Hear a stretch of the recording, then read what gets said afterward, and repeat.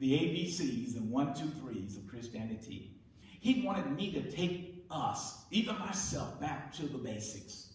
He told me to talk to you about God's divine order, about loving God, about loving your neighbor, about husbands loving your wives, wives obeying and submitting to your husbands, children honoring your parents, Christians submitting to your leaders, Christians submitting to the natural leaders, the governors, and the leaders of our nation. We should be submitting ourselves to godly leadership. But God told me to add a new divine order for you tonight.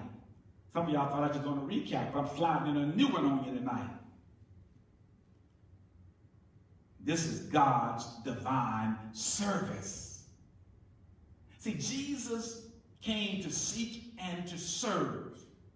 He didn't come to be served. Some of you like being served. But God didn't send Jesus to serve. He didn't send Jesus to be served. He sent Jesus to serve. And this is how we serve one another. We feed the hungry.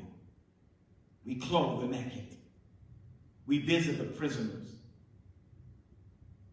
We visit the sick. We welcome the stranger. We give water to the thirsty. We visit the orphan. And we visit the widow. These things, these services are the heartbeat of God. And God told me to ask some of you that don't attend this church, is your church doing these divine services? It don't require you to physically come to church to do a lot of these. Matter of fact, most of these are not done in the church. It doesn't require a committee to do these.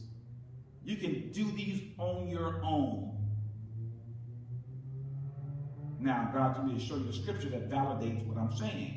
In the book of Matthew, the 25th chapter, verse 35, Jesus says, "For I was a hungered, and you gave me meat. I was thirsty, and you gave me drink. I was a stranger, and you took me in. Naked, and you clothed me. I was sick, and you visited me.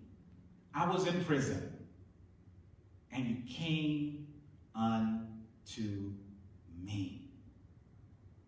In James, the 1st chapter, pure religion and undefiled before God and the Father is this: to visit the fatherless or the orphan and widows in their affliction, and to keep himself or herself unspotted from the world.